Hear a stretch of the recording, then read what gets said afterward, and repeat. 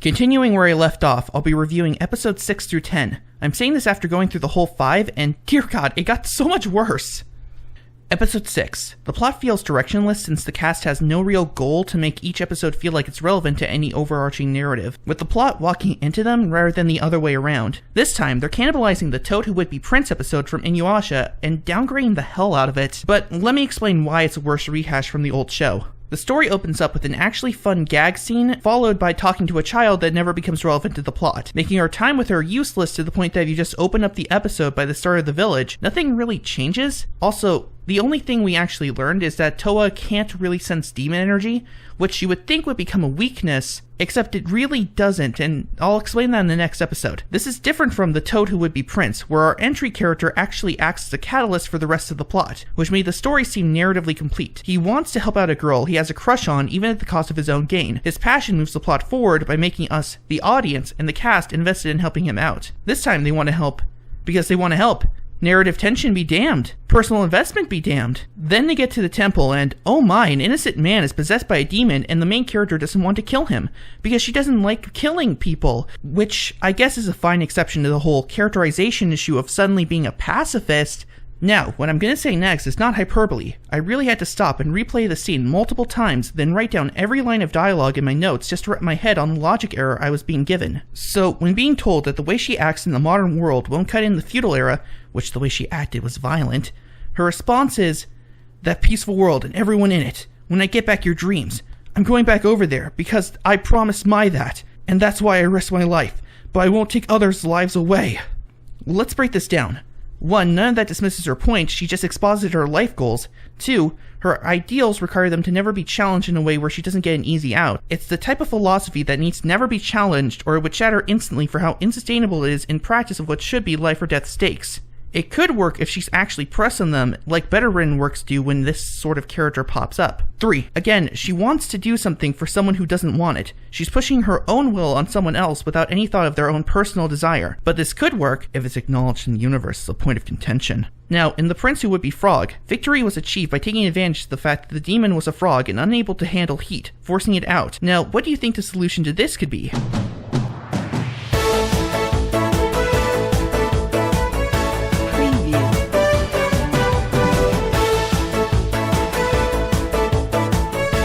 No, nothing that smart. Toa just magically learns to drain demon energy and save him with an ass-pull demon energy draining ability. Because in this show, demonic power is just mana reserves rather than completely unique abilities. No need to actually overcome interesting dynamic fights. Episode 7. So, they skip Toa meeting Kohaku, leaving him as nothing more than a side character with all his spotlight and story potential removed. Also, did they really establish a relationship and growth in a time skip? We don't get to see Toa struggle with the only weakness we learn she has, and have to actually work on it. Maybe have demons ambush her and trick her since she can't sense demon energy? Anything compelling? No? Now, I actually do like this scene since it establishes what exactly her motives are. She wants to get Setsuna her memories back and return to the modern day with her to live out a normal life. Neat. Too bad there's little conflict to actually make this compelling, since the condition to achieve this goal is arbitrary and essentially a fetch quest. Now, if she had met with Kohaku and he didn't like the idea of her trying to take away what I assume is a student, then we would have an interesting plot. Imagine Toa having to think about the reality her getting what she wants means taking Setsuna away from her family and friends, leaving her to truly contemplate the separation of the lives that they lived while apart, and what her happiness means versus her sister's. But no, all that potential is just gone.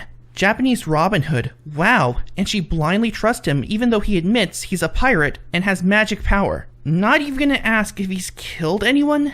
Really? No questioning whatsoever, not even slightly in the feudal era where everyone wants to kill demon slayers. Nothing. She gets framed for the crime of theft, and we loop to an altered version of the first episode, except now we know how she got there and can safely call out all the contradictions to the plot. 1. You knew it was there in the first place. Why did you keep it in there if you didn't like it? 2. The only reason they knew where you were is because they got that information rationally dropped on them. It was by sheer random chance that they even tried to find you since you wanted to go at it alone. Why do you assume that they would be able to know where you are? There's no precedent for that. 3. So you can perfectly sense demon energy, no need to actually struggle? 4. It just happens to plant itself in the castle right next to you, nowhere else. 5. You can use energy attacks from your nails. You didn't even know you could use your energy blade. Now you're perfectly using a new ability that just happens to help you defeat this random enemy. 6, and this is somewhat meta. It seems like this was originally meant to play out radically differently than it ultimately did. How many times did the script for this season get revised? It feels really disjointed.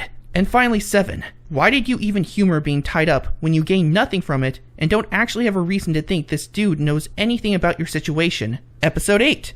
They chase the owl and all fall asleep except Setsuna, who keeps fighting, and we have what is arguably the laziest way to exposition dump foreshadowing and twist reveals. At least we might actually get some momentum. Setsuna finally gets to have her spotlight and actually fights and acts like the experienced warrior that she should be. It's by treating demonic power like mana again, but that's better than nothing. Then Toa bullshits even harder than before. Also, I thought you chose to do that by somehow copying the Demon Root's ability. How did you not know? Even more than that, do you take no damage or something? There should be a scar from Iron Reaver Soul Stealer, but not even her clothes are torn. So she has damage negation? It's not even that Moroha was holding back. When she gets hit by the villain of the episode, she also takes no damage. So she can just negate and absorb attacks? That's stupid. Now she has her sword removed, but we already saw that she can use her nails, so it's not quite as dramatic. Then Setsuna gets knocked out by a small rock, and we get what is the most cliched anime power-up, even though the catalyst is stupid. What exactly do you mean, always getting saved? You single-handedly defeated all the prior enemies you faced and never struggled once. This isn't a complete character arc or payoff to narrative buildup. It seems like a free power-up combined with self-gratification. If she was useless before this and actually needed to be saved every time she fought, this scene would work, but since she only ever won with unearned ass pulls, this just comes across as more of the same. Not even bringing up the fact that you were framed, or get mad about it, maybe create a point of conflict between you two so we can expect anything later down the plot. At the very least, could you question him about what his motives were for framing you of a crime you didn't commit? Episode 9. This is another instance of bad characterization. In the first 5 episodes, Setsuna showed she actually likes and respects Moroha more than Toa, and called her a friend. Yet now she doesn't even recognize her as one? This episode self-recognizes that none of the characters have any reason to travel or work with each other since they have no united goal, and just hand-waves the problem even though Setsuna still has no reason to want her memories back and as such has no reason to follow or be with Toa. She just goes along with her because anything, I guess. Now they want to post a bounty for the Dream Butterfly, but they already saw that it's connected to the Tree of Ages. Do they not remember any of that? Was it destroyed when she died? Why aren't we following the plot trail left behind in the prior episode? Also, the fact that they pointedly split up would be an issue if it weren't for Moroha still being the best. Then we get to the plot of this episode, and it's Shippo 2, Electric Boogaloo. This fight is the least bad, by proxy to the fact Toa isn't the focus character. I still cringe every time I see the eye though, since it's unearned and looks fanfic as fuck. Now, who is this guy? Who cares? Since none of them have any reason to interact with him going forward, why bother remembering his character? Not even the cliffhanger is relevant in the next episode. It's another plot that they just walk into by coincidence. Also, the fact that they're siblings, despite the fact that they took their jewels and tried to kill them, they now want to save them. They didn't even really demonstrate traits similar to the main cast's issue to give them any narrative parallels to make this work. Maybe use Toa and Setsuna's body to try to kill Moroha, and in the process reveal their ideals while demonstrating similarities to the blight of the main characters. Nope. Just being related is enough to make Toa care and Setsuna gain her memories back, which I thought were eaten rather than repressed. So do they even need the butterfly anymore? If the power of love can just make them return? Now, on to closing statements.